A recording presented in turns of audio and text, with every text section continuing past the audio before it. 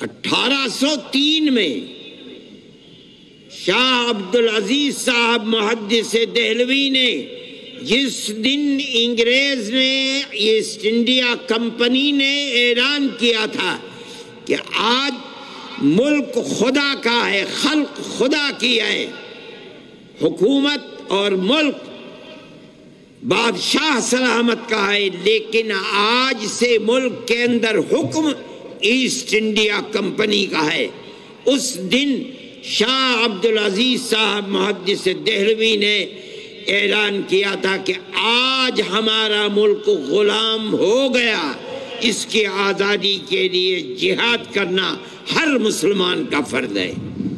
یہ پہلی آواز تھی ملک کی آزادی کے لیے، لوگ نہیں جانتے، اور پھر یہ آزادی کی آواز کے اندر جان پیدا ہوتی رہی۔ ان کے شاگرد، ان کے خانوادے کے لوگوں نے اس کو آگے بڑھایا۔ شاہ اسماعیل شہید، سید احمد شہید رحمت اللہ علیہما کو پیدا کیا۔ مولانا نے جو بات کہی تھی اس کی بڑی قیمت چکائی۔ مولانا کو زہر دیا گیا، مولانا کے جسم میں سفید داغ پڑ گئے، مولانا کی جائیداد کو قرق کر لیا گیا، ان کے مدرسے کو دفن کر دیا گیا، یہ تمام کچھ ہوا، لیکن وہ مرد مومن تھا، سب کچھ اس نے برداشت کیا، لیکن اس کے پیر میں جنبش نہیں آئی۔ وہ چلے گئے دنیا سے 1824 میں، اور ان دو ان کے پیدا کیے ہوئے لوگوں نے اٹھایا اس کردار کو، اور یہاں تک کہ سن 31 کے اندر وہ بھی بالا کوٹ کے میدان میں شہید ہو گئے۔ ہندوستان کی آزادی کی تاریخ میں دنیا نہیں جانتی، ارباب سیاست بھی نہیں جانتے، سب سے پہلا جہاد آزادی سن 1831 کا جہاد آزادی ہے۔ لیکن جن لوگوں کے سینے کے اندر اپنے ملک کی آزادی کی آگ تھی وہ خاموش نہیں بیٹھے، انہوں نے ٹھیک 26-27 سال کے بعد پھر دہلی میں، میرٹھ میں، سہارنپور میں، سنبھل میں، مراد آباد میں، پنجاب میں پھر آزادی کی آگ جلائی۔ مراد آباد میں نواب مجو خاں کو پکڑوا کر کے، اور انگریز نے گھوڑے پر بیٹھ کر اور ان کے زندہ جسم کو گھوڑے کے ٹاپ میں پیر میں باندھ کر اور بھگا کر کے ان کے ٹکڑے ٹکڑے کر دیے۔ آج بھی وہاں قبرستان ہے مراد آباد میں جس کا نام ہے گنج شہیداں۔ آج لوگ جانتے بھی نہیں گنج شہیداں کا مطلب کیا ہے۔ اتنے لوگوں کو قتل کیا گیا تھا، کہتے ہیں کہ مٹی ان کے خون سے سرخ ہو گئی تھی، اس کا نام ہی گنج شہیداں ہے، بہت بڑا قبرستان ہے۔ میں یہ کہتا ہوں کہ ہندوستان کی تاریخ کے اندر علماء کا کردار کیا ہے یہ آپ کے سامنے ہے۔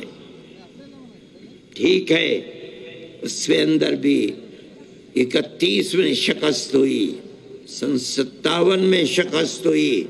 مورخین لکھتے ہیں روح روشن مستقبل کتاب ہے، روشن مستقبل کتاب ہے، روح روشن مستقبل کتاب ہے۔ ان کتابوں کو آج بھی پرانی لائبریریوں کے اندر دیکھا جا سکتا ہے۔ سن 1857 کے اندر دلی میں صرف علماء 33,000 علماء کو شہید کیا گیا ہے۔ یہ آپ کی تاریخ ہے، دنیا جانتی بھی نہیں ہے۔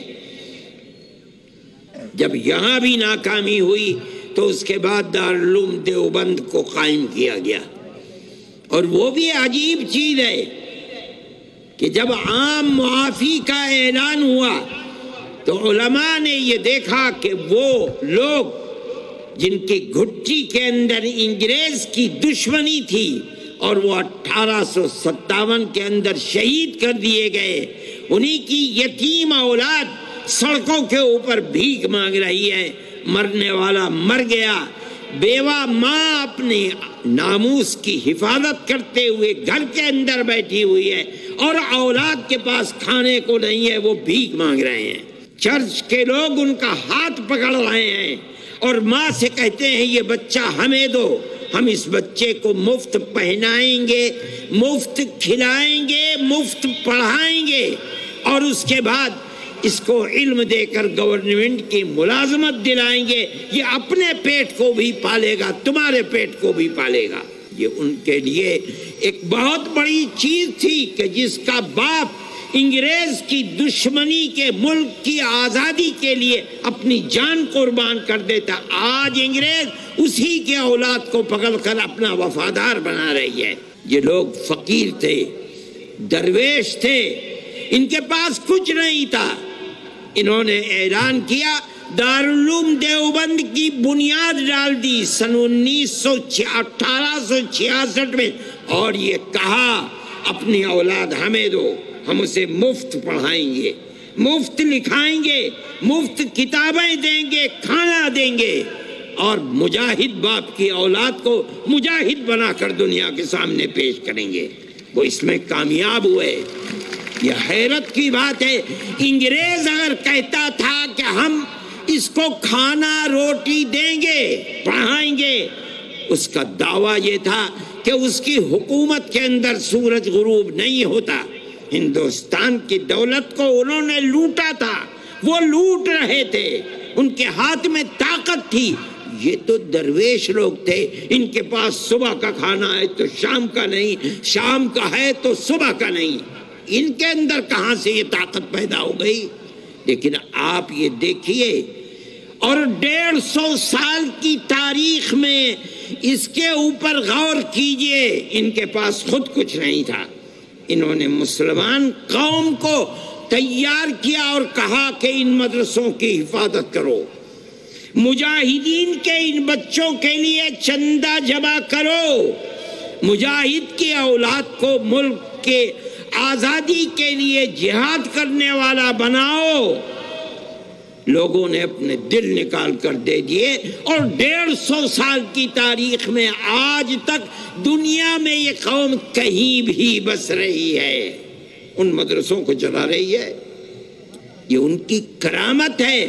انہوں نے قوم کو یہ پیغام دیا کہ اگر اس مدرسے کی حفاظت کی تو تمہاری آنے والی نسلوں کے دین و ایمان کی حفاظت ہوگی، اگر یہ ختم ہو گئے، ان کے دروازے بند ہو گئے، تو تمہاری آنے والی نسلوں کے دین و ایمان کی بھی کوئی گارنٹی نہیں۔